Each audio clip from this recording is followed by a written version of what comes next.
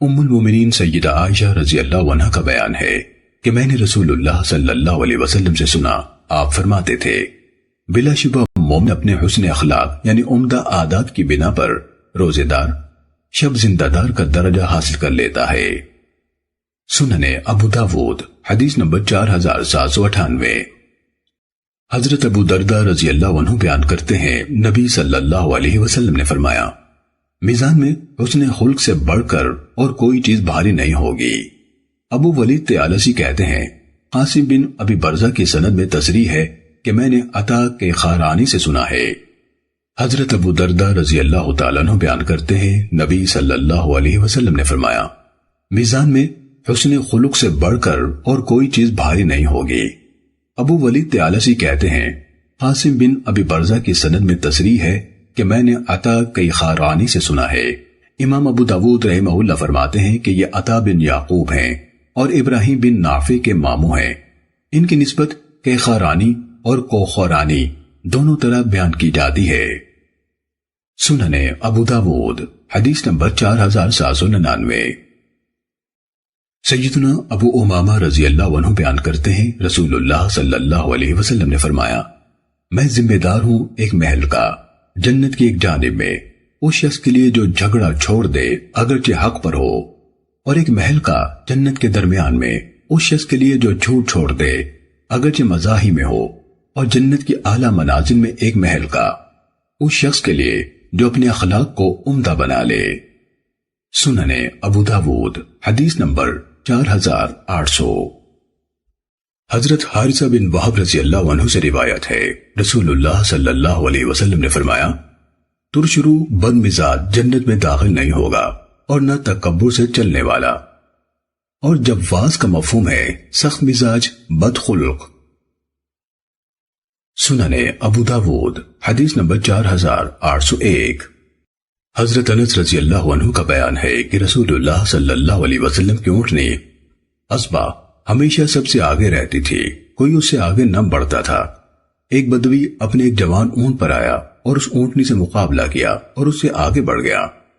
اس سے اصحاب رسول صلی اللہ علیہ وسلم کو گویا ناگواری ہوئی، تو رسول اللہ صلی اللہ علیہ وسلم نے فرمایا اللہ پر یہ حق ہے کہ جو کوئی بھی دنیا میں اونچا ہوتا ہے تو وہ اسے نیچا دکھا دیتا ہے۔ سنن ابو داود حدیث نمبر 4802۔ حضرت انس رضی اللہ عنہ سے یہ قصہ مروی ہے، اس میں ہے کہ نبی صلی اللہ علیہ وسلم نے فرمایا بلا شبہ اللہ پر حق ہے کہ دنیا میں جو چیز بھی سر اونچا اٹھاتی ہے تو وہ اسے نیچا دکھا دیتا ہے۔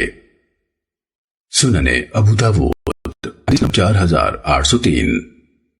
جناب حمام بن حارث رحمہ اللہ کہتے ہیں کہ ایک شخص آیا اور اس نے حضرت عثمان رضی اللہ عنہ کے منہ پر ان کی تعریف شروع کر دی، تو حضرت مقداد بن اسود رضی اللہ عنہ نے مٹی اٹھائی اور اس کے منہ پر دے ماری اور کہا کہ رسول اللہ صلی اللہ علیہ وسلم نے فرمایا ہے جب تمہارا سامنا ایسے لوگوں سے ہو جو مدح سرائی اور خوشامد کرنے والے ہوں تو ان کے منہوں میں مٹی ڈالو۔ سنن ابو داود حدیث نمبر 4804۔ جناب عبد الرحمن بن ابو بکرہ اپنے والد سے روایت کرتے ہیں کہ ایک شخص نے نبی صلی اللہ علیہ وسلم کی موجودگی میں دوسرے کی تعریف کی تو آپ نے اس سے فرمایا تو نے اپنے ساتھی کی گردن کاٹ دی۔ آپ نے یہ 3 بار فرمایا، پھر فرمایا اگر کوئی اپنے کسی ساتھی کی مدح کرنا ہی چاہتا ہو تو چاہیے کہ یوں کہے میں اسے یوں سمجھتا ہوں کہ وہ ایسے ایسے ہے، اور اللہ کے علم کے مقابلے میں اس کی صفائی نہیں دیتا۔ سنن ابو داود حدیث نمبر 4805۔ جناب مطرف رحمہ اللہ بیان کرتے ہیں کہ میرے والد عبداللہ بن شخیر رضی اللہ عنہ نے کہا کہ میں بنو عامر کے وفد کے ساتھ رسول اللہ صلی اللہ علیہ وسلم کی خدمت میں حاضر ہوا، تو ہم نے کہا آپ ہمارے سید یعنی سردار ہیں۔ آپ نے فرمایا سید اور حقیقی سردار اللہ تبارک و تعالی ہے۔ ہم نے کہا آپ ہمارے صاحب فضل و فضیلت اور صاحب جود و سخا ہیں، تو آپ نے فرمایا تم اس طرح کی بات کہہ سکتے ہو مگر کہیں شیطان تمہیں اپنا وکیل نہ بنا لے، یعنی کہ کوئی ایسی بات کہہ گزرو جو میری شان کے مطابق نہ ہو۔ سنن ابو داود حدیث نمبر 4806۔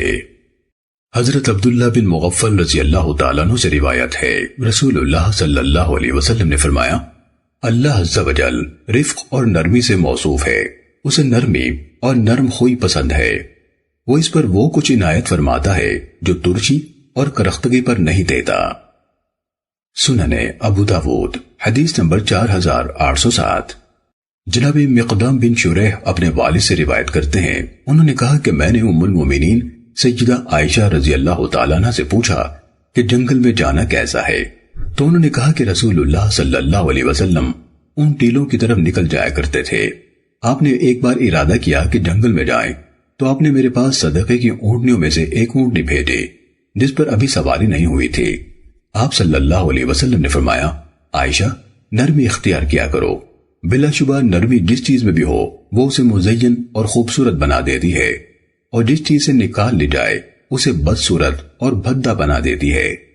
ابن صباح نے اپنی حدیث میں واضح کیا کہ محرمہ سے مراد ایسی اونٹنی ہے جس پر باقاعدہ سواری نہ ہوئی ہو۔ سنن ابو داود حدیث نمبر 4808۔